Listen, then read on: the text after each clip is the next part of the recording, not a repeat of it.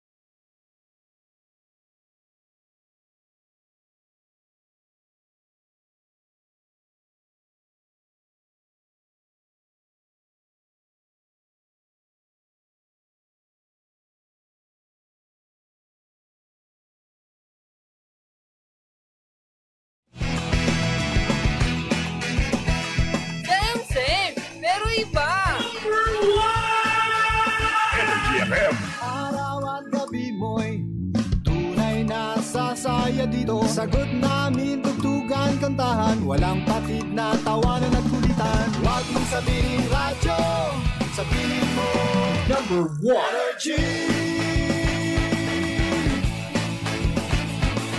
Ito ang number 1 06.7 Energy FM. Sa bahay, opisina, kotse, taxi at jeep. What? Tricycle, FX, basta masigip. Okay, Palengke, internet, plaza, karinderya. Energy FM, nagbibigay saya. Huwag mong sabihin radyo, sabihin mo Number 1 Energy. Pangga, energy kaibigan mo. Pangga, energy ang numero 1. Agad lumango na at isigaw mo. Same, pero iba.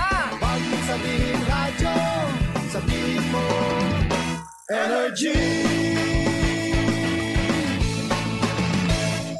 Mga pangga, paalala lamang po, ang 106.7 Energy FM at ang programang Believable Stories ay hindi responsable sa mga opinyon o kwento na ibabahagi ng ating panauhin. Ang mga ito ay personal na pananaw at karanasan ng panauhin at hindi sumasalamin sa paninindigan ng estasyon o ng programa.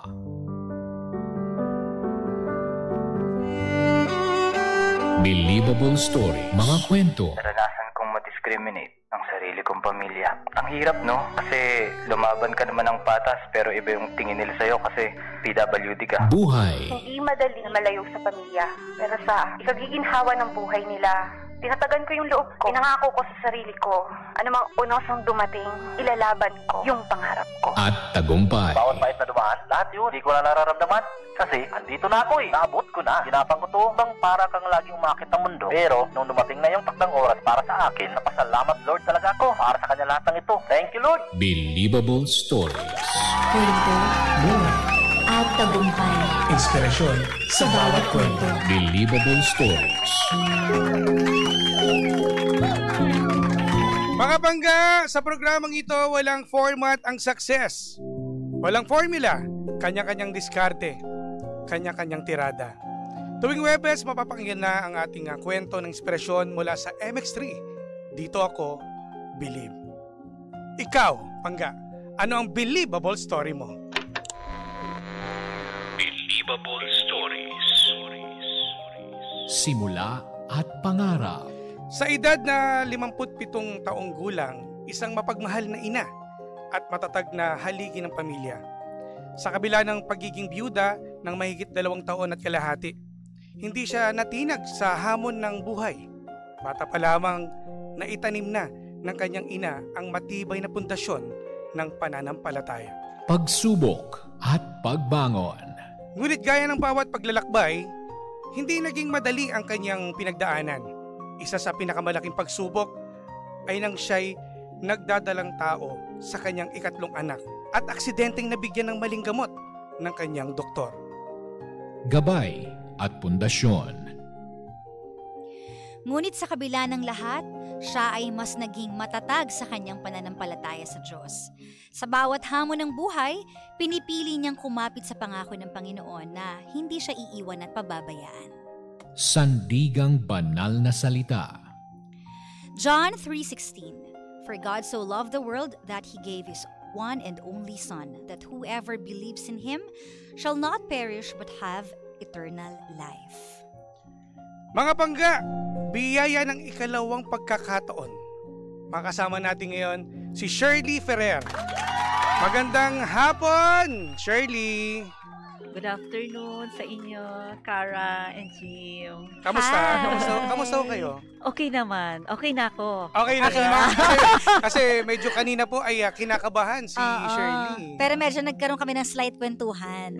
Para mawala ng kaba niya. At ang nickname pala niya ay She. Tama po ba? Yes. Miche. She. She. Ayan. Parang naalala ko ulit si Sheena. Sheena! Saan ka na? Saan po ba kayo galing, Shirley? Actually, galing ako sa work ngayon. Kaya lang merong schedule nga tinawagan ako ni Kapitana Glenn. Oo, tapos if I would like to share nga daw yung experience ko. So sabi ko, at first hesitant ako kasi sabi ko hindi ako comfortable talking in public na ganito. Pero ngayon po, itong nakausap nyo kami, okay na pala. Sabi ko, alam mo talaga pag good-hearted nga yung mga sobrang, ano niyo po, ang laki ng heart ko, sobrang mapagmahal ito. Kasi hindi ako gano'n na, minsan kinakapa ko pa yung kausap ko before I speak out. Pero hindi kayo basta-basta ganon yung personality. May ganon talagang tao, no? Actually, ganyan din ako eh. Yung maingat na makakausap, hindi ako ma-open agad. Sa bagay, nung una nakilala ko si Cara, medyo pag kinakausap ko, hindi ako pinapakinggan. Grabe naman. Mabait tayo dito. Pero Shirley, kayo po ay laking saan? Anong province ninyo? Actually, sa Manila na ako, pero my parents are from Bangar, La Union. So, Ilocana ako. Ay, Ilocana kami as a family. I know few words lang, pero basit lang. Pero kwentuhan niyo naman kami ng buhay niyo noon. Buhay ko noon, actually, simple lang kami before. Taga Novaliches kami. Ang Novaliches noon parang province lang konti ang houses. Para puro bukid pa rin bukid pa doon. Kaya palagang probinsya. Tapos ang city doon, parang ang tawag namin bayan. Talagang probinsya. Akala ko nga bayan. Oo, pag sabi mong bayan, di ba? So talaga akala ko nasa city kami. Yung pala, hindi ngayon ko lang na-realize na during that time, ang Novaliches pala, it's like a province. So simple lang, go to school, ganyan. Tapos religious nga ang mother ko, every Sunday. Tapos ang father ko kasi, military. So, minsan lang kami. So, ang mom ko, nakikita. So, we grew up parang single mom. Ano pong trabaho ng mother ninyo? Manila City Hall siya sa personnel noon. Tapos ang father ko kasi, PC pa before. So, siya yung na-assign provinces kasi. Yun yung kanyang. So, kailan na po kayo nag-transfer from Novaliches to Manila? When I got married at the age of 21. Maaga ako nag-asawa. 21. Oo, I got married. Kumbaga parang parang kaka-graduate po pala sa mga kalalaki kasi 21 noong araw mga bata 90s. Ang dibo ng lalaki. Oo, na kagad Kinasal po kayo ng 21 years old. I got married 21. Kaya nga I got pregnant kasi. Let's kasi hindi naman you will na, 'di ba? Kaya sabi ko, ay, I'm very young. So, nag-transfer na ako dito sa husband ko sa Cubao. Paano po 'yun? 'Di ba sabi niyo ang nanay niyo po ay talagang sa Panginoon sa pananampalataya. Nung early pregnant ninyo, kasal na ba kayo? Oh yes. Kasal na. Before. Before. Sa panahon ko dati, pag you got pregnant, kailangan pa. Di ba? Ano naging reaction ng nanay niyo? Oo, talagang galit na galit siya na talagang sabi niya marami pa akong pangarap. Yun ang exact na hindi ko makalimutan. Pangarap sa'yo. Ano po ba yung talaga pangarap mabuti sa inyo? Actually, yun lang ang sinabi niya. Pero tiniming kong dumating ang father ko that time. So, para sabay. Nasabihin. Although, hindi ako mismo nagsabi. Sinabi ko sa sister ko kasi hindi ko kaya. So, pagkasabi ng sister ko, may 2 floors kasi ang house.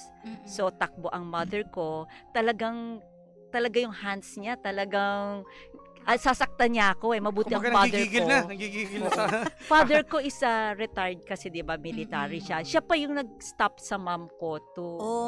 So mas galit si Talagang mami. sasabunutan ako. Grabe, ang galit niya. Kasi nga, she did not expect na ganon mangyayari. Pero nung time po na yun, college po kayo nun? Or high school? College na. Graduating na ba yun? Or graduate na? Ito nga, kasi nga, second semester, hindi ako nakapasok ng second semester kasi I will give birth na noon. So, kinuha ko for a year. Sabi niya, magtatapos ka ng pag-aaral. Kasi ang nasa isip ko, work na Sabi niya, hindi, magtatapos ka. So, talagang working nilaban. Student ako for a year. Okay. It's because yung, di ba, sa school, yung hindi naman offer yung curriculum ng isang SEM lang. So, you have to take. Lahat. So, ganun na nangyari. So, tinuloy niyo pa rin po pala yung pag-aaral. And natapos niyo po Working siya. student ako. Natapos ko. Ano pong course yung kinuha niyo? Education. Ba't ano po ba, nung bata kayo, ano pong gusto niyong maging? Yun na talaga ba? Ito, totoo lang ha. Ayan na. Very religious ako. Okay. Gusto ko kasi maging magmadre.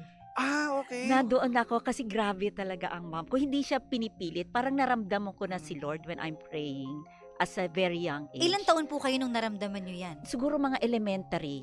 Kaya yung noon na talagang ko na become a nun. Yun ang nasa isip ko. Hanggang, kaya lang nung high school, I met. Doon na Kasi may mga kaibigan Iba na yung naging utak. Tsaka yung mga nakakasama nyo na Oo, iba kasi nung elementary days sa high school So, ano kaya yung bumago nung high school? Yan, Bakit bigla nag-iba yung decision nyo about it? Napabarkada ba kayo? Or? Actually, na set of friends din. Tapos, ang tawag nito, na lang ako, parang, hindi naman, parang, sige, kasi ang mga friends ko kasi mababait din Pero since, pang ilan na yan nagliligaw sa'yo, sagutin mo na yan, parang ganun na lang. For sure. Ang ganda naman kasi yun nga, madam. sabihin ko Titignan ko si madam. Sagutin mo na yan. Akala ko ang artista nung dumating kanina. So, marami kayong manliligaw for sure yung araw. Ano ginagawa nyo? Yung mga nanliligaw sa inyo? Hindi nyo pinapansin? Kasi hindi nga ako talkative. May pagkatahimik ako. Siguro, naboboard. Hindi, tsaka sa yung partner, partner tawag ko sa'yo. Partner na Hindi kasi Shirley, kumbaga sa aming mga kalalakihan, kapag gano'n na, naliligaw kami tapos hindi mo pinapansin, sasabihin, suplada.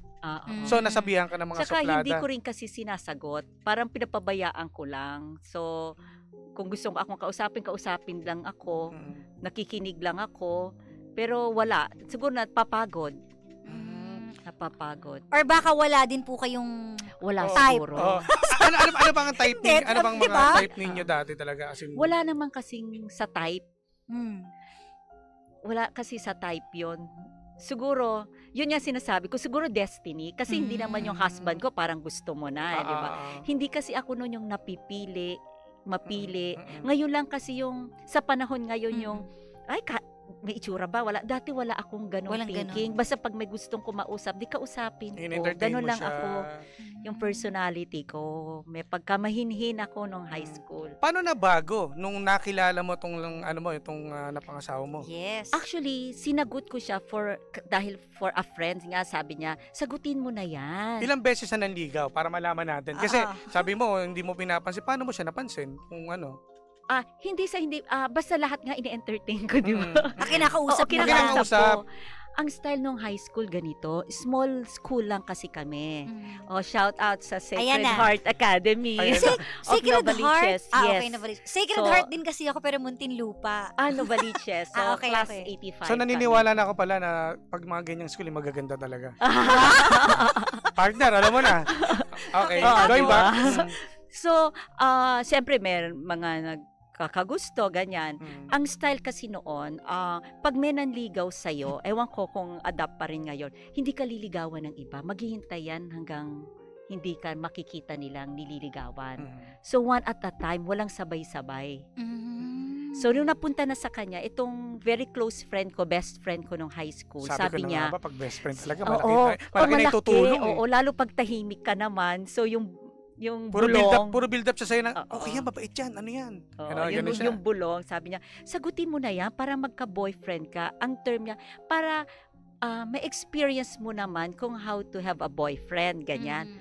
Yung pala, kasi may naniligaw din sa kanya para pala sabay kayo? Sabay kami. Hindi ko akalain. Oo. So, sabi ko, sige. So, I thought talaga, parang boyfriend lang. Hindi naman ako akalain na hindi na ako iiwan ng boyfriend ko. Yung fairness naman sa kanya. So parang nahulog talaga yung loob niyo sa kanya. Hindi siya love at first sight. Hindi siya love at first sight. Para bang, sige na nga kasi sinabi niya. Although mabait naman. So akala ko pag high school, pag college, iba naman. Sige, I was 3rd year then, tapos siya 4th year. So akala ko, ganun lang. So graduate na rin naman to. Parang puppy love lang. Ganun. Oo, mawawala din. Pero naghintay pala. Yung pala hindi. Akala ko ganun lang. Tapos nagulat ako, from Cubao na kasi siya doon. Pupunta siya Cubao, tapos UST siya nag-aaral. I was 4th year sa Novaliches. Pupunta siya just to visit me. Doon ako na in love talaga. Airport kasi. Oo, pero noon parang ano lang, alam mo ba yung puppy love. Pero na in love na ako when I was 4th year high school. Anong nagustuhan mo sa kanya? Ano ba yun? Acts of service talaga. Tsaka, paano ko ba sasabihin nyo? Talagang pupuntahan ka, dadalawin ka, tatawagan ka, maramdaman mo mahal ka talaga. Ramdam niya yung love. Oo, hindi ka naghahanap sa kanya ng time, siya talaga hahanap ng time, pupuntahan ka. Doon ako, sabi ko, yung effort niya from Cubao or from school pa, pupuntahan niya ako doon. Kahit pagod siya. Oo, tapos dadalawin niya ako sa bahay, ganyan. So, yun. Yung effort na yun talaga. Tapos hindi ko akalain yung first pala, yun na yung last. Kasi yung iba nakikita ko sa friends ko, paiba-iba na. So, ikaw talaga, ito na talaga yung destiny. Oo, so, i-move forward natin yan, Kara. So, eto na. Nung time na nagdadalang tao ka na noon, anong plano nyo that time? Actually, takot ako to get married kasi mawawala ako sa magulang ko. Bata pa ako eh. So, sabi niya, siya mismo nag-offer. I did not ask to marry me. Sabi niya,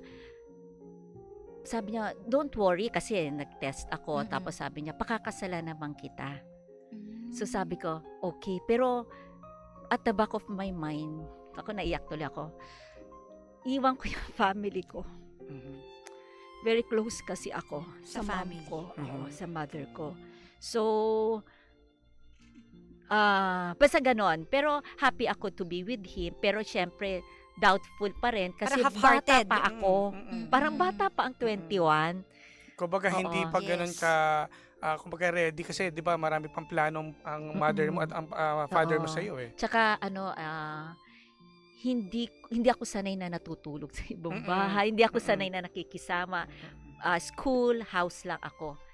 Ganon yung personality. Kumbaga mag-iiba yung nakasanayan mo bigla Sabi ko, asa na sila, biglang wala na. Tapos 'di ba? Hindi sa makikisama ka sa iba, pero na hindi mo siya lang yung kakilala mo, pero hindi pa ako ganon ready. Parang kahit ang parents ko, kailangan pakasalan ka niyan. Di ba yung ganon? Ibang so, nun, hindi na ako nagsabi na parang, hindi na ako nag-second thought na sabihin sa kanya. Kasi yun na agad yung Ginawa nila. Oo, yung sinabi nila. Sabi ko, oo naman, sabi, pupunta sila dito. Kaya nga nagsabi ako. Kasi baka pag pumunta, palayasin. Ano to? Baka makita pa yung actual reaction. Kaya nagsabi na muna ako bago pumunta yung family ng husband ko sa house. So, yung naging okay na kayo ng family niya rin at sa family mo, ano to, bumukod na kayo? Hindi bahay? pa. Or nakatira kayo sa poder ng lalaki ng asawa mo? Sa husband ko, tumira ako for 16 years. Tagal din Oo, ang tagal ko tumira doon. So, yun. Kasi wala rin naman kaming financial, ang tawag nito, na pagkukunan ng kasi hindi pa stable, income. So, we stayed there muna for a long time. Tapos, si daddy rin, as much as possible, kasi sila mami, gusto niya kasama ng apo. Ganyan. Kaya nga, nung lumipat kami, may konting hurt doon sa in-laws ko. Kasi syempre, sa tagal namin doon, comfortable na sila. Kasama ko nila yung mga apo nila. May konting Sa gantong sitwasyon, that time, ano yung struggle na yung pinagdaanan yung mag-asawa na? Sa marriage ninyo? Sa marriage namin. Actually, yung adjustment period kasi na bata pa kami. Ito, Nag-start totoo na lang agad Nag-start na kami. Ang hirap doon sa yung lalaki kasi, Kara, mas matagal ang kanilang maturity. Ay, naniniwala ako dyan. Nag-aaraga ka ng bata. Siya nagbabasketball pa. Kasi he's only 21 or 22. Kung 21 ka, 22 siya. 1 year lang ang difference Yes, pero actually months lang. Ayaw niya sabihin 1 year Okay. So, nag-aalaga ka na and then yung husband mo, may basketball kami, ganyan. Tapos yung struggle din na work ka, pero syempre, may yaya in the morning, pero in the evening, sa'yo pa rin yung bata, so puyat ka. Di ba yung gano'n? Tas bata ka pa. Oo. Ang parang hirap. emotionally hindi ka ready, physically hindi din masyado. Yes. Yun. Tapos ito pa, di ba may isang pagsubok pa nangyari nung nagdadalang tao ko pa rin, yung nagkamali ng bigay yung ng gamot. Yes. Paano ito nangyari? Actually, I have 2 girls na. And then sabi ko, parang gusto ko ng, alam mo naman, parang gusto ko ng lalaki pa, isa pa. Sabi kong ganon. So, sige. So, nung nagpa-check up ako sa doctor, sabi ko, Doc, nag-stop yung aking monthly period. Sabi ko, baka pregnant ako. Tapos sabi niya, sige, test. So, lumabas, negative. So, sabi niya, hindi, I'll give you medicine pang 3 days. After 3 days, wala pa rin. Tapos sabi niya, I'll give you medicine for 1 week, pang 1 week. After a week, bumalik ako sa doctor. Doc, wala pa rin. Tapos sabi ko, baka, ako pa nagsabi sa doctor na baka napaaga yung test natin, pregnancy test. Sabi niya, hindi, balik ka sa pills mo for a month. So nag-pills kayo? Nag-pills ako for a month. Pero nung hindi bumalik, sa ibang doctor na ako, nag-second opinion na ako. Kasi nung last conversation namin, when I open up dun sa first doctor ko, napaaga yung, parang siguro na siya, na-insulto siya na it's coming from me, siya yung doctor. So iba na yung tema ng voice niya. Naramdam ko, although sumunod pa rin ako because she's a doctor, di ba? So, nung lumipat ako, before I start, bitbit ko lahat yung mga reseta ng doctor, tapos ina-explain ko, yun na, sabi niya, you're pregnant. Kasi bago nag-start, pina-pregnancy test ako. Sabi niya, oh my God, sabi kong ganon. Tapos sabi niya, ganito lang, do you want ba sa akin ka you will continue me to be a doctor? Sabi niya, kasi ganito, I can give you vitamins lang.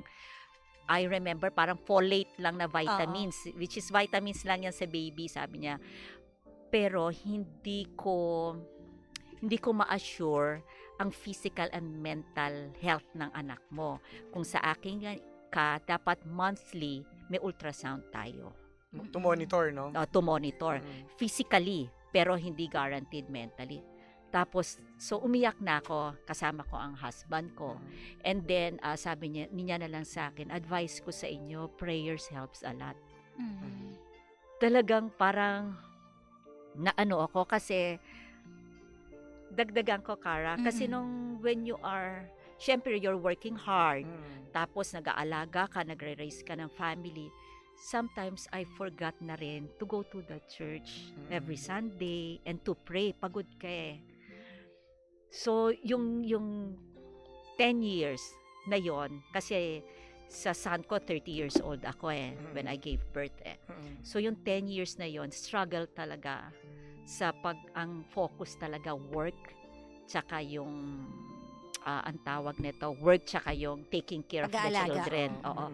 Yun talaga lang ang focus namin. Kasi, wala, ganon. Before kasi, parang ang ano ko is, yung doctor kong una, head ng hospital, parang pag magaling naman yung mga doctors mo, yung pala hindi talaga. Nagkakamali din pala. Tsaka anohin ka talaga ni Lord. Puro work ka. Ganyan. Sinubukan talaga ako. Kasi mother ko, every time visit namin sila, nagsimba na ba kayo? Minsan sabihin ko, oo na, para hindi ako pagalitan. Pero sometimes hindi na. Nakalimot talaga. Hindi na namamalayan na nagtuloy-tuloy na pala tuloy-tuloy na. Parang iba na tong ginagawa ko. Oo, kaya talagang gano'n. So, yung sa pills po, nung nalaman nyo hindi pala dapat mag-take, in-stop nyo agad? Natapos ko yung 30. Natapos? Oo, tinapos ko pa. Kaya ngayon na nga yun nga yung sinabi ng doctor, gusto mo pa ba sa akin? Or sabi niya, so talagang after that, talagang balik ako sa novena every Wednesday kasi Romano Katoliko kami. Tapos go to church every Sunday, rosary praying every Wednesday bago ako mag-novena. Wala talagang yon, hindi ako nag-miss hanggang nanganak ako. So ano pong nangyari? So ang nangyari, ito naman doktor ko, pagkagising ko, sabi niya may problem tayo. Nako. Ano po ang yun? tangos ng ilong ng anak mo. Kinabahan ako. Ako rin Sabi ko, so thank God kasi na-survive. Oo, na-survive kasi kapag niya. sa kasi hindi natin masasabi baka may mga side effect yung mga Oo, lalo na kung 30 days. At saka ang pinaka-crucial kasi sa pagdadalang tao, yung pinaka-first try Yes. Kasi dyan pala magsisimula mabuo lahat ng dapat mabuo sa bata Oo, so ang galing. Talagang answered prayer. Tsaka pag gano'n pala, talagang iiyak ka rin when you're praying. Tama. Ang tanong ko po, hindi ba kayo nagalit dun sa doktor? Nagdemanda. Siyempre. Ano ginawa niyo action? Actually, lawyer yung in-laws ko, yung father-in-law ko. So, gumawa ng letter. Pinasend sa driver. Ang kwento lang naman ng driver, nagulat. Tapos, yung secretary ata, nagulat, parang ginather lahat yung records ko. Pero wala kasi ako noon kwento lang naman. Tapos kasi pina-receive. Pero nung okay naman, hindi na siguro hindi kailangan. Ka na nag-isip na dapat pa ba akong gumanti dito or magreklamo? Hindi na. Kasi okay naman na yun ang kinalabasan Matangos pa ilong, no?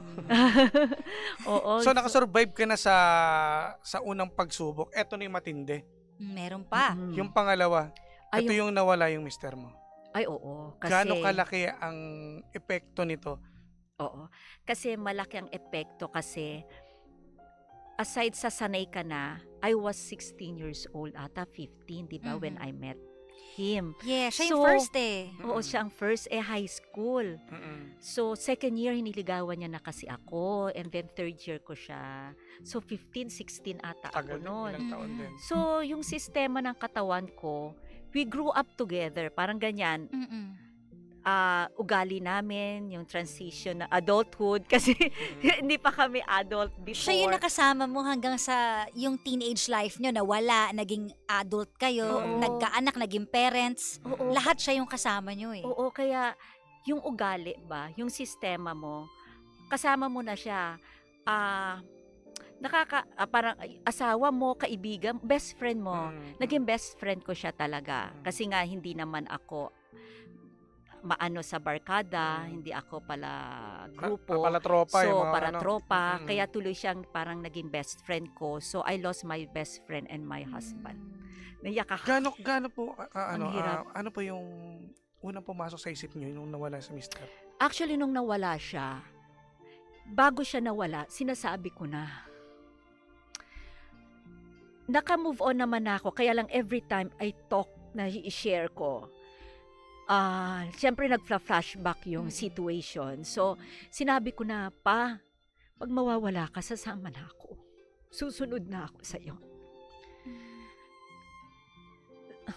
3 times ko yung sinabi in different occasions kasi palagi ang sagot niya, hindi. Live your life longer, take good care of our children. Ganyan siya. Nung huli, na mahina na siya, inulit ko. Sabi ko pa, malaki na yung mga bata. Okay na, may business. Nakaipon na tayo, stable na lahat. May house, lahat. Ibigay na natin lahat. Wala na akong kailangan. All our dreams and ambitions, nakuha na natin pareho. Kasi ganun kayo pag bata kami, wala kaming pera, lahat ng pangarap namin, nagawa namin. Trips, everything, nagawa namin. Sa awa ng Diyos, napagkaloob kami ng magandang buhay at a very young age. Lahat napuntahan na namin. So, sabi ko hindi na kailangan. Pero yung pa rin ang sagot niya, wag mong iwan ang mga bata. Habaan mo ang buhay mo. You take care of yourself. So, hanggang nag-pass away siya. So, it's been very difficult for me kasi kasama mo na sa sistema mo paano ko ba sasabihin ito? Ang personality niya, siya yung husband na gusto niya bit-bit ka niya palagi. Sa lahat ng bagay. Oo. Sa mga plano, pangarap. Hindi lang, sa business, magkasama kami. Even sa friends, may ganito siya electrical engineer siya na graduate. So, karamihan lalaki. During that time, ilan lang ang babae dyan. O may reunion yan. Sama ka. Sabi ko, puro boys yan. Sabi kong ganyan. Hindi, sa ganito naman See, you go around, tapos pag out na kami, ganun ang personality niya. Even yung naging mahilig kasi siya sa sasakyan. So, may group sila. Minsan ako lang yung kasama wife. Tapos, lahat sila, puro guys. Sabi niya, ba't ka nahihiya? Okay lang yan. So, parang best friends talaga kami. Yun lahat ng lakad dyan, nandun ka, gusto niya kasama ka. Yun ang naging, hindi ko alam kung positive or negative. Kasi, kasama mo siya, sinanay ka niya. Hindi, pero sa totoo lang, Kara, kasi bilang sa lalaki, sa asawa nyo, proud kasi siya. Oo. Yun yung namin. Ganun kami mga lalaki. Gusto ko, kasama ko yung asawa ko lagi. Kasi, di ba bibira yung ganyan sasama mo yung asawa mo sa mga gathering or kung may mga gimmick. Pero ibig sabihin, sobrang komportable siya kapag nasa paligid ka. At wala siya tinatago. Yun na nga sabi ko, ano ba tong asawa ko? Sabi ko gano'n, palagi, ako pang humihindi. Kasi sasabihin ko, sa office na lang ako, kaya naman yan sa office, yung mga ganyan. Tapos, basta ganon. So, sinanay niya akong ganon. Tapos, so nasanay akong palagi ko siyang nire-like pag may problema. So, hindi ako parang hindi ko kayang na without asking him. I can decide for myself, pero yung decision ng, ano pangalan nito, yung mga decisions na hindi, parang automatic, parang strong ka, it's because alam mo may backer ka. Yes. Tama. Diba, ganyan naman pag alam mo may backer ka. Or ngayon ko lang na-realize yung power of, sacrament of matrimony. You became one, diba? Yes. Sabi ko, shit, kaya pala sorry. Commercial break! Hindi, okay lang. Nagiging That's okay, we're done. Nagiging komportable sa atin si Madam. Okay, go ahead. Parang wala na tayo sa screen. Okay. Sabi ko, oh my God, ito pala yung power of sacrament of matrimony that you became one. Yung sinasabi ng pare, na pag nawala yung isa, you will die talaga. Ano po yung kinamatay po ng husband ninyo? Actually, namatay siya ng cancer. That's why nung nalaman nyo, kaya nyo sinasabi sa kanya na, Daddy, hindi ko kaya na Oo. Kasi alam nyo na. Yes, alam ko na. Kasi ganito nga pala, actually, 30 years old ako when ko yung son ko. After 1.5, 2 years, nag-church volunteer pa kami kasi may nag-invite na priest sa amin. So, nag-serve kami for 10 years. Then, nag-stop kami because nagka-cancer siya. So, may operation. Aggressive yung treatment because 42 years old siya nung nagka-cancer siya. Pwede po ba matanong kung anong klaseng cancer Una ito? kasi prostate cancer. Okay. Remission for 4.5 years. Nung bumalik, bone cancer na. Naging na yung... Parang komplikasyon na, no? So, ilang years po siya nakipaglaban sa sakit na cancer? 12 years. Ang tagal. Yes. 55 years old siya. Almost, hindi na inabot ng 13 parang 12 and a half. So, dun po sa 12 years na alam nyo pareho na may sakit na, alam din po ng mga kids ninyo? Alam nila. Sinabi nyo sa kanila. Paano nyo po hinarap yung struggles sa 12 years? Kasi ang hirap na nakikipaglaban araw-araw na alam mong, di ba, may mabigat. Kasi araw-araw may iniisip ka eh. Oo, paano ito mawawala? Anong gagawin? Actually, nung nagkaroon siya, every now and then may bleeding kasi nag-chemo, nag-radiation, aggressive Though nag-remission siya ng 4.5 years. Nung nakalagpas kami doon na kami nagparang yung family bonding namin. We go out. Tumibay palalo. Tumibay, tsaka ang nangyari na sa kanila since hindi na rin kami gano busy kasi before, Mondays to Saturday, may office, may trabaho kami. Sunday, imbis church kami, naging active din kasi kami sa church, very active kami. So, parang dire-diretso rin, hindi kami out of the country vacation. So, itong 12 years na struggle namin, na pag okay siya, we go out with the family, buong family. Diyan na kami naging close. Mas lalo, naging solid. Naging solid as a family. Kasi noon, super busy Tapos, super active din sa church. Siguro sabi ni Lord, eto okay to be very close to the Lord and sa church. Pero syempre, dapat first family pala. Kasi yun yung foundation. Rin kami, dapat church and family. Ay nangyayari sa amin. Naging officer yung aking husband. So, nung naging officer pa sa simbahan, so may extra, hindi lang yung schedule mo ng mass. Kailangan, you have to attend, may mga meetings and everything. So, dapat pala is, family and the church kasi lumalaki na rin yung mga anak ko. So, yung 12 years, ngayon ko lang na-realize na inanon rin ni Lord na para maging close kami with each other kasi yun lang yung paghahawakan mo So, doon na kami naging nag-bond sa mga anak ko. Talagang nag-bond talaga kami yung 12 years na yon. Doon po sa 12 years na yon, may moment ba na parang suko na kayo na, or sinabi ng husband nyo na tama na, ayoko na magpagamot, tanggapin na lang natin? Yung dulo na. Nung padulo na. Kasi talagang lumaban. Kasi nung unang nalaman ko na ganyan, tapos sabi niya, nung sinabi niya, may cancer ako. Sabi niya gano'n. Tapos stage 3. So sabi ko, Sabi kong gano'n. Labanan natin yan. Hindi siya kumibo. Sabi ko labanan natin yan. Actually, sagot ko, paano ako? Actually, selfish kasi ako. Sarili ko kay Ese. Sarili ko lang yung inisip ko. Pero sa totoo lang, at the start, alam kong, hindi ko alam mabuhay na wala siya.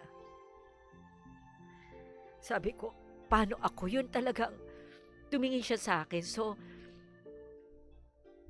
siguro lumaban siya. Lumaban siya talaga. Kasi imagine, emergency, minsan tatakbo kami, nagble-bleeding siya.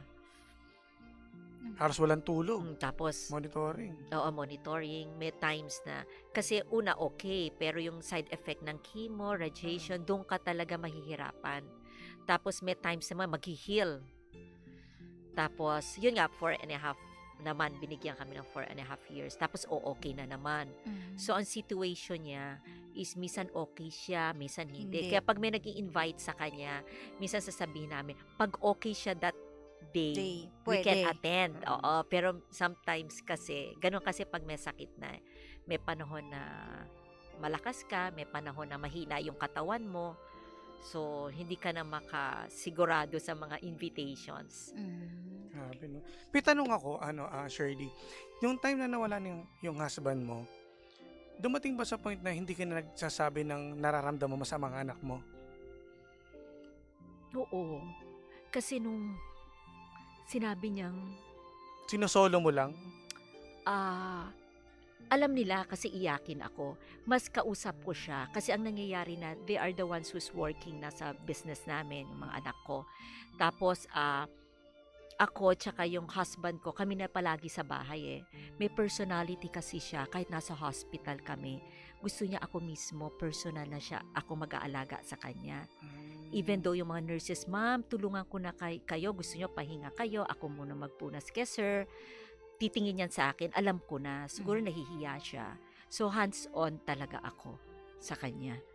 Natutukan niyo talaga din. Tinutukan ko. At ginawa niyo din naman ang lahat. Tsaka, nahihiya rin siya, titingin siya sa akin. So, gusto niya, personal talaga, I have to take care sa hospital. Sa bahay, syempre, sa bahay, ako lang. There was a time, sabi nila, ma, mag-caregiver ka na kasi minsan, kasi mahirap din mag-alaga ng may sakit. Ito na yung year na, yung last few years niya, last year niya na ata, yung few months na, may init na ang ulo niya, marami na siyang nararamdaman, wala na siyang tulog, wala na rin akong tulog. Kasi wala siyang tulog kasi may marami na siyang sakit. Nafe-feel. Nafe-feel. Hindi siya makatulog. Tapos hinahabol niya na yung hininga niya. So, yun na rin yung times na hindi na rin ako makatulog. So, sabi mag-caregiver, pero meron siya yung titingin din siya sa akin. Alam ko na, hindi na kami nag-uusap, tsaka hindi ko siya kine-question about that. Pero ang hirap din na palagi niya na sinasabi na pagod na siya. So every time na sinasabi niya po yun, anong nafe-feel niyo? Or anong sinasagot niyo sa kanya? Sinasabi ko, hindi, kasi ganito gawin mo. Sumunod ka kasi sa doctor, ganito, ganyan. Palagi niya sasabi na pagod na siya. Kaya lang, there was a conversation na actually, binagsisihan ko kasi nung nag-away kami, sinagot ko siya na pagod na din ako. Pero I'm sure hindi nyo naman yun talaga yung gustong sabihin. Kumbaga sa pagod na lang. Kasi hindi na ako nakakatulog lahat. Marami ka na iniisip eh. Nung sinabi ko yun, nakita ko talaga sa mata niya, parang disappointment. Pinagsisihan ko yun. Sabi naman ni Mama, ng mga anak ko, alam naman nila yun. Paano mo inalagaan si Papa? Hindi mo iniwan. Sabi ko, baka nakadagdag sa burden niya. Kaya, nakapag-usap pa rin po ba kayo after nung incident na yon? Actually, nag-uusap kami. I always tell him na I love him very much. Nag-smile siya. Lahat sinasabi niya, I love you, ganyan. I ask for forgiveness. Kasi ang nangyari sa kanya, nasa hospital kami. Tapos sabi niya, ang lungkot sa hospital. Gusto ko lang lumabas. Gusto niya sa house na lang. Tayo mga Pinoy talaga. May mga ganyan sa bahay lang talaga. Dito na ako. Mapapalipat ka na lang. Oo, kasi halos tumitira na kami sa hospital. Before siguro for 8 months, 6 months. At ang bills yan, hindi biro. Ang bills, grabe. In out kami. 1 week lang kami lalabas, tapos papasok na naman kami. So, yun din ang isang inisip niya. Sabi niya, hindi ko kayo iiwang walang-wala. Shirley, may tatanong ko sa'yo. Ikaw ba, sa lahat ng mga nangyaring struggle sa'yo, di ba, una sa gamot sa baby mo, then nawala yung husband mo, nagtampo ko ba sa ating Panginoon? Na bakit yan to, dumating sa akin itong mga pagsubok na to na sunod-sunod? Actually, hindi ako nagtampo. Nung huli, hindi tampo parang I'm just praying na kunin niya na ako. Bakit? Kasi tingin ko lahat naman tayo pupunta doon eh. Bakit papatagalin yung hirap ko without him? Yung time na sinabi mo, hindi mo ba naisip yung mga anak mo na... Hindi ko naisip mga bata kasi tingin ko kaya na nila eh. Kasi pag lumalaki kasi yung mga anak mo, mga adult na, kami na rin mag-asawang naiiwan. Yes. So sabi ko, parang okay naman na sila. Sabi ko gano'n. Isip mo, They have stable lang friends. kasi sila. Oo, yun yung... hindi kasi kami hindi ako very close sa mga anak ko na ito ang problem ko. Kasi nga kami dalawa lang mag-asawa o nag-uusap eh. Kasi sobra kaming close to each other na paano ko ba to? Na basta kami dalawa lang mag-usap kung may problems din siya sa akin, family niya. Minsan, di ba, nangyayari naman yun. Family ko, nangyayari rin yun. Kami dalawa lang okay na. Hindi na namin idadamay ang mga bata. Parang ganyan.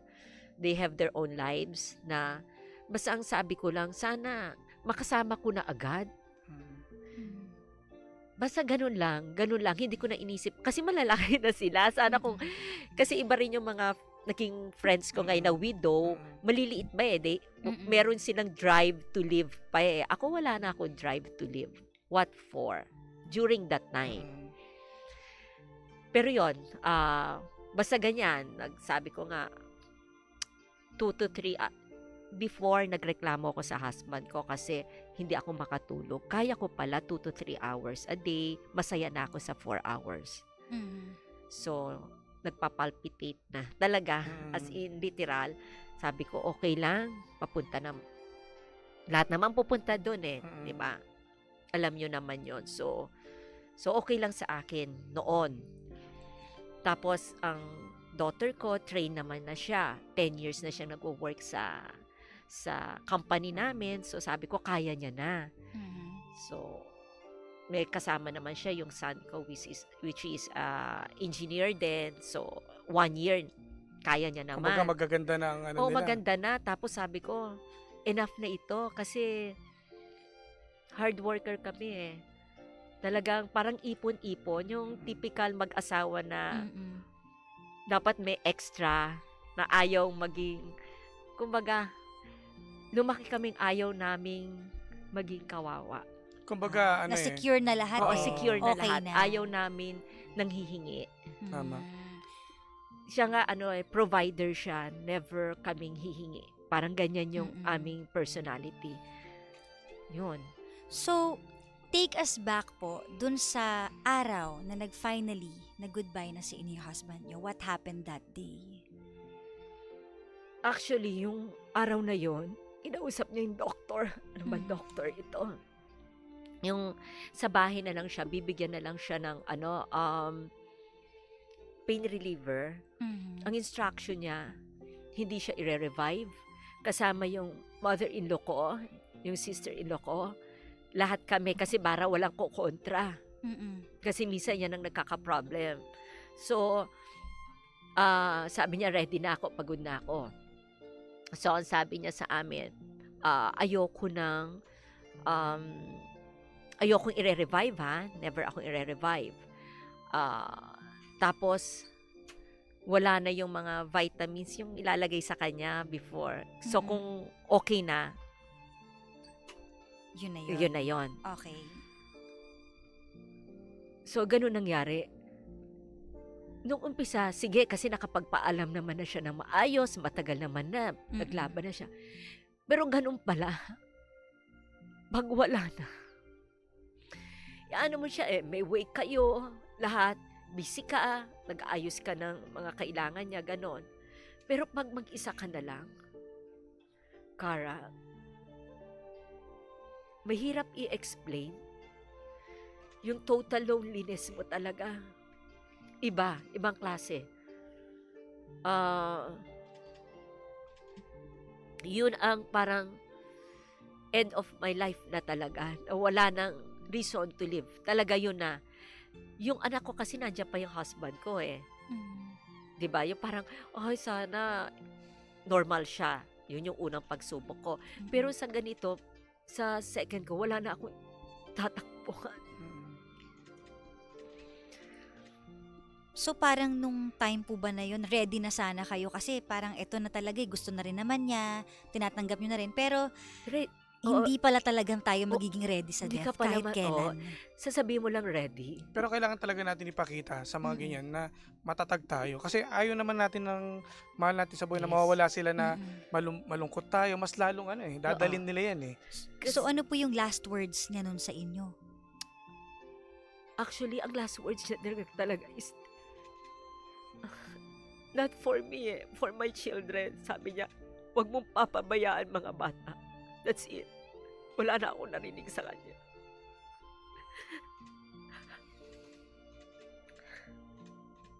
Grabe, no? Pero sa tingin ko, yung pagsabi niya sa mga anak mo, kasi alam niya sa sarili niya na hindi mo sila pababayaan at magiging matatag ka. Meron kasi times na I will talk to the children pero wala ka. There are times na kami dalawa lang nagbibilin. Maplano kasing tao eh. Maplano siya. Hanggang sa kung itong gagawin nyo, kung ano ito, maplano siya sa family. Ganyan. Basta ang huli niya yun talaga last words. Not about me, about for mga my bata. children. And I think looking back sa story niyo po, parang I realize something na kaya niya siguro sinabi yon na huwag niyo pababayaan yung mga bata. Kasi there was a time po na sinasabi niyo sa kanya na sama na ako. So parang feeling ko sinabi niya rin sa inyo to make you stronger na huwag kang bibitaw kasi andyan pa yung mga bata. Huwag kang mawawala ng pag-asa kasi may naghihintay pa sa'yo at yun yung mga anak natin. Kaya yun siguro yung huling habilin niya. Kasi, huwag pababayaan. Yes, kasi yung love, hindi na kailangan i-prove kasi nagawa nyo na yung part nyo sa kanya, inalagaan nyo na siya, lahat na iparamdam nyo na. So kaya yun yung last words niya para hindi ka bumitaw at hindi ka sumuko. Tama. Diba? Oo, kasi palagi ko rin sinasabi, malalaki na yan, susunod na ako. Yun nga ang ano ko eh. Well, anyway. At least diba? Pinagaang mo yan. Diba? So may reason talaga yun eh. Ako, sabi ko, baka yun yung kinagalit niya kasi yung sinabi niya, pagod na siya. Tapos pinatulan ko kasi may ganun pa kami. I think hindi. Oo, yung part na yun. Yun yung nasa ano niya eh. Mindset niya na baka may nasabi ka masama kaya ayaw kanya kausapin. Hindi eh. Palagi niya naman sinasabi na love niya ako. Palagi niya naman sinasabi. Yun yung reason no, na wag mong pababayaan kaya sabi wag kang mawawala, wag kang gagawa ng masama na iiwan mo yung mga bata. Yun yung ano niya eh. Yes. At saka to think na nung nag-umpisa kayo sa marriage ninyo, you were so young. Both of you were so young. Pero kinaya niya maging isang ulirang ama at asawa. So parang masasayang lahat ng yun kung susuko po kayo. Tama, masasayang diba? lahat. Sayang lahat ng pinagsamahan nyo, ng effort niya din bilang lalaki. Kasi bihira sa lalaki yung gano'n yung paninindigan mo at a very young age. Oo nga eh. Diba? Never nagloko. Oo. Sinamahan kang dulo. Diba? So I think yun po yung dapat yung panghawakan siguro para lumakas lalo yung loob nyo sa everyday lives. So after po nung mawala yung husband nyo, paano nyo na po hinaharap yung everyday? Nawala na siya. Anong ginagawa nyo? Actually, for the first 6 months, nag-work ako. Hindi ako nag-leave sa trabaho. Kasama ko mga bata. Though, nag-iba yung mainitin ang ulo ko. Sumisigaw ako sa office. As in, sumisigaw ako. Pag inaway ko sila, parang name-personal ako. Hindi ako namimili, awayin ko mga anak ko in front of the employees. Talaga? Ba't gano'n nasa ano nyo? Kasi minsan, meron silang decisions na mali yan. Kasi kami ni Papa mo before, hindi ganyan. Yun yung pinanggagalingan. Oo, hindi naman sa yung personal namin. Basta work. Mali yan, hindi tama yan. Tapos, nagbilin ka na. Siyempre, yung mga staff, minsan, dapat uulitin mo. Tapos, nagkakamali. Ano ba ako? Sabi ko, ginagawa niyo sekretarya, paulit-ulit. Ganyan. So Mga siguro ganyan. may ano din yun may reason din yun ba't kayo naging ganun because of the pain. Kasi minsan yung pain, it changes us eh. Tsaka hindi pa ganun kadali mawala yung pain eh. Tsaka yung patience ko, maliit. Puyat ako Nag-iba. palagi eh. Isa pa yan. Puyat, tapos hindi masyado nakakain. Ito pa ang worst. Talagang nag-ano ko, magsara na lang tayo. Di ba? Yung mga ganyan. Ganon. May mga ganyan pa ako. Grabe. Kumbaga, ano ba naman ito? Lalayas na ako sa kumpanyang ito. Kulang na lang sabihin ng mga employees. Di ba? Ngayon, nakikita naman natin ang ngiti ni Sherry na nakayanan mo, no? Ilang years ba nawala ng Mr. Mo? 2.5, no? Na ngayon, maganda na ang buhay ng anak mo at lalo ikaw ngayon, nakismile na siya. Hindi naman initin ang ulo. Ano po yung mga bagay na nagpatibay sa inyo o pinagkukunan nyo ng lakas? Oo. Sa araw-araw? Sa araw-araw. Ngayon? Mula po nun until now? Mula noon, ay syempre yung prayers ko kay Lord. Basically, ganito, para bigyan ko kayo ng background. A few months kasi, na namatay yung husband ko. May problem pa kami sa office noon. Yung business namin, hindi ganong kaganda.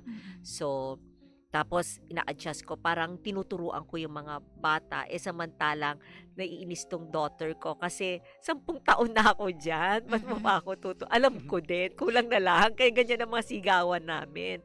So, nag-invite kasi si Ate G, yung owners, Ate Gina, sa MX3, si Ma'am Gina. Si Ate G, nag-invite siya dahil birthday ni Auntie Melly, yung mom niya. First cousin siya ng husband ko. Okay. So, yung mother nila, sisters. So, in-invite niya kami for a big reunion daw sa Davao. And then, nung una, wala akong interesadong umattend. And later on, kinausap ako ng sister-in-law ko na umattend daw kami. So, no choice kami to attend. So, pero nung nakita ko talaga si Ate G, gabi na ata yun, sabi ko, umiyak ako. Sabi ko, Ate G, kasi alam ko mahirapan din ako doon eh. Kasi reunion yung may mga, yung build up ng husband ko, may mga hawig-hawig ang mga cousins din. Tapos ito yung family ng husband ko. So, pagtingin ko kay Ate G, talagang umiyak ako. Sabi ko, Ate G, i-pray mo ko. Kasi, hirap ako. At that moment, pray-over niya ako.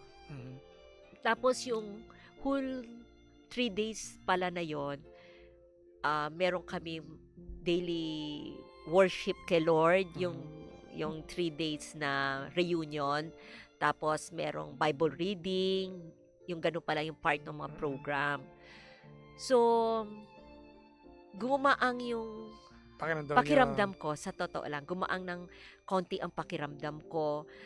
And then, when we flew back to Manila, sabi ko, okay yung reunion, mabuti naka-attend kami as a family. So, kasi before, akala mo lang parang nagpre-pray ka naman kay Lord eh. Sinabi ko naman prayerful ako. Pero, praying, pero I'm not used of reading Bible during that time. Kasi hindi ko maintindihan. Before So, pray ako, walang nangyayari, kaya gusto ko, Lord, kunin mo na ako, yan ang mga, ko. Then, after that, few months later, sabi ni Ate G, meron group of,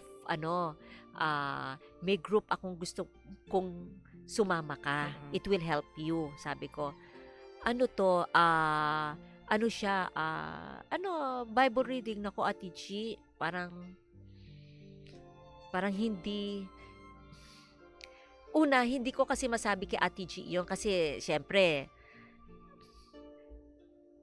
ate yun eh, para pagagalitan ako. Makikinig ka dapat. So, makikinig ka. Sabi ko, sige na nga kasi may experience din ako. Kasi parang finalo up niya ba ako? Parang few days lang ata yun. Nasabi niya, may group ako. Umattend ka dito. Sabi niya ganon. Magandang group ito. Bible reading, ganyan.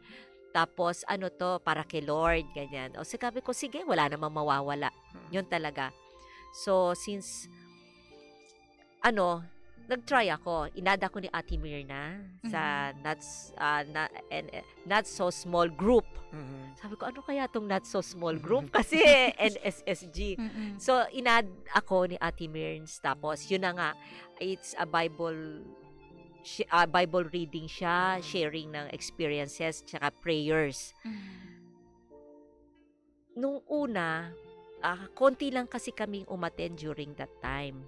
So, lahat nag-Bible reading, tapos lahat mag-share. Naku, paano ako mag-share? So, meron silang inuna.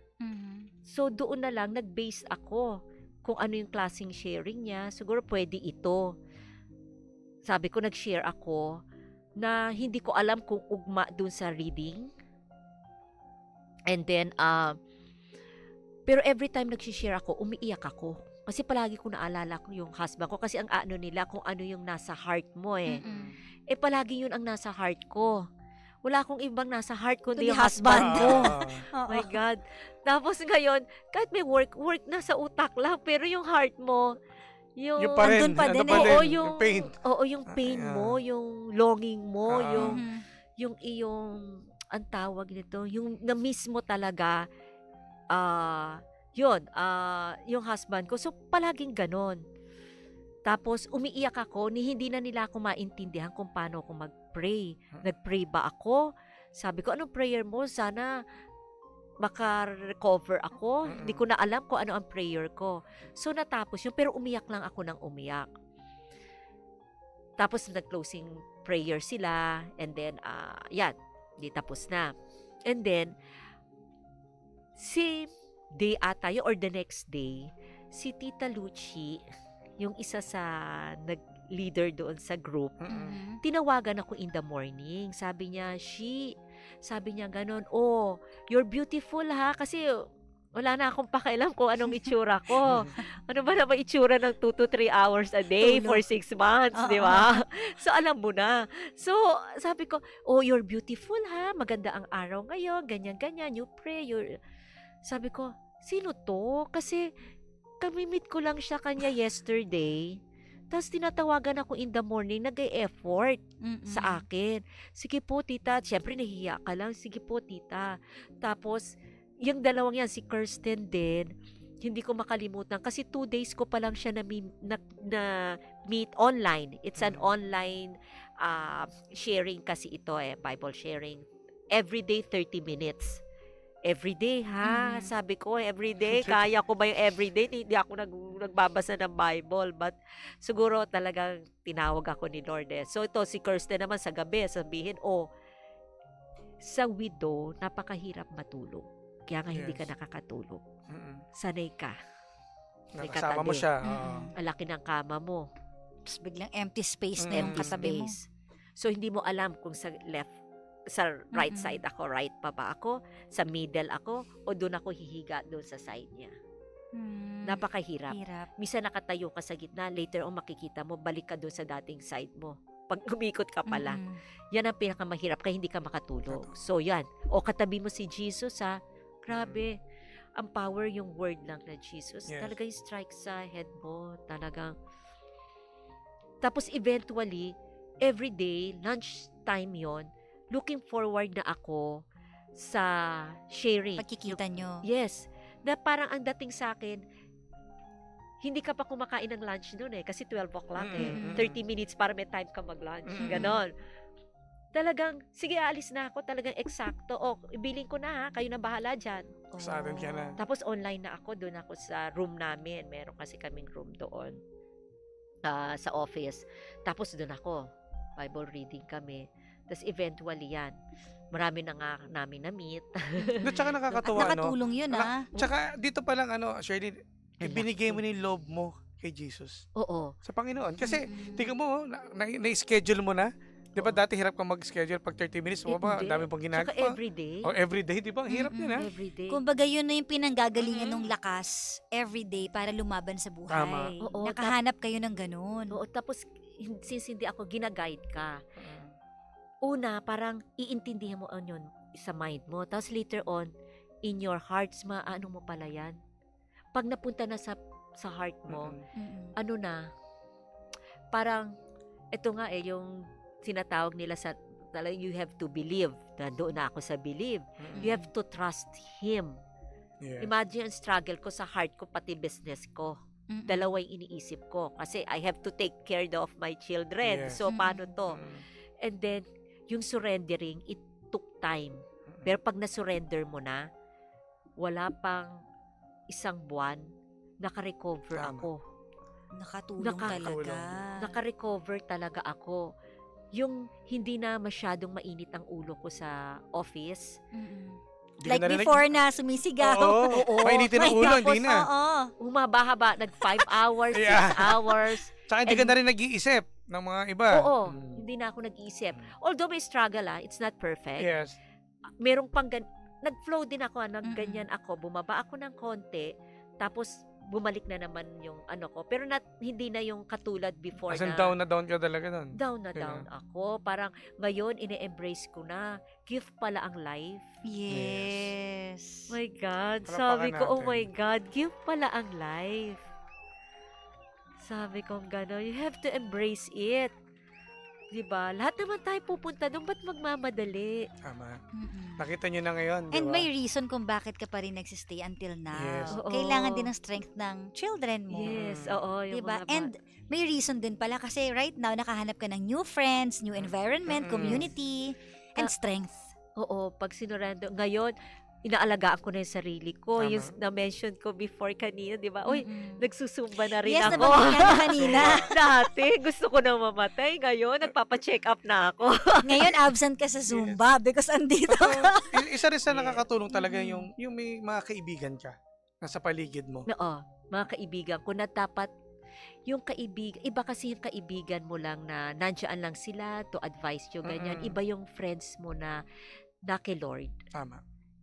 May second iba yung hindi lang ito pag kay Lord na sa heart, iba yung wisdom. Oo, iba yung wisdom, yes. Iba yung heart na yung ibibigay sa'yo. Tapos, nandun pala yung mga answers. Minsan, hinahanap pa natin yung sagot. Nasa Bible na pala. Yes, everything ay andun lahat ng sagot. Kaya yun yung set of friends ko talaga, itong family na ito, yung NSSG family na yan. Yeah. Talaga. Shout out! Grabe, shout out. Alam mo, sa totoo lang, Miss Sherry, sobrang nag-enjoy kami sa kwento Oo nga. At sorry kung napaiyak po namin kayo. Nako. Sabi ko sa inyo, kulang ang oras natin Kaya Gusto ko ituloy na natin mamaya Pero talagang kumbaga ngayon, nakasmile ka na. Kahit paano. Yes, dahil hindi rin biro kara yung pinagdaanan ni Shirley, no? Na sa anak niya, then sa husband niya. Ang dami mga challenges. Pero nandiyan ang Panginoon para gabayan ka. At tingin ko ngayon, kahit anong dumaan ngayon, feeling ko, kahit ano siguro dumaan sa buhay ko ngayon, mas kaya ko. Alam ko kung sino tatakbuhan ko. Alam mo Iba na. yung sa husband ka lang rely pala sa, di ba, if you have problems. Kasi na ganun ako Iba pala pag kay Lord ka talaga. Tapos, you open the Bible, you read, nandoon naman you pray hard, nandoon. Prayers and reading the Bible is the best communication kay Lord. Correct. Yan yung isa sa mga lessons na natutunan nyo. Yes, Tama. not one Sa way. buhay. Yung, Lord, itong kailangan ko, itong gusto ko. Hindi, you open the Bible. Ito pala Words of the Lords of God. Yung words of God. Nako, at dahil dyan, Shirley, salamat sa pagkwento ng iyong Sa pag-share nyo. Pag-share mo ng believable story. Talagang ibang no? Oo nga. Dahil dyan may bibigay kami sa inyo. Eto Kulang na. oras partner Kaya nga partner mahaba pa lang oras natin. Pwede. Oo. Tingnan nyo, nag-enjoy na si Shirley ngayon, di ba? Kanina nga. kinakabahan Iba na ngiti. sa mga kaibigan Ito po para po sa inyo, biyaya ng ikalawang pagkakataon, paghanga at pagkilala kay Shirley Ferrer para sa pagbabahagi ng inyong kwento ng sakripisyo at tagumpay sa programang Believable Stories na nagsilbing inspirasyon sa bawat pangga. Ipinagkaloob ngayong September 4, 2025, 4 p.m. ng hapon, 3rd floor E-Square Building, Barangay North Green Hills, San Juan, Metro Manila. Kasama ang aming mga puso at pasasalamat. Very inspiring story. Nako, ayan po, para po sa inyo to, Shirley. At hindi lang yan, meron pa. Ito pa. Ayan. MX3, yan o. Thank you. Para po sa inyo. Thank you. Alam mo, for sure, partner, maraming na-inspire sa kwentong ito. Sobra. Lalo na yung mga iba din na nawala ng mahal sa buhay. Yung nagtatanong sila, paano ba ako lalaban? Paano nga ba ako babangon ulit? Yeah. Meron pa palang chance. Meron. Diba? Marami ka pang pwedeng gawin. Just make yourself busy. Kasi alam mo talaga, iba, puro isip ng isip lang. Kaya mong busy sarili mo. Oo. Hindi lang busy, make your life beautiful. Yan! Yan! Make your life beautiful. Yes. Diba? From Michelle. At pag makalimot kay God. Yan. Yes. Yan ang number 1 Definitely. nating kakampi. Oo.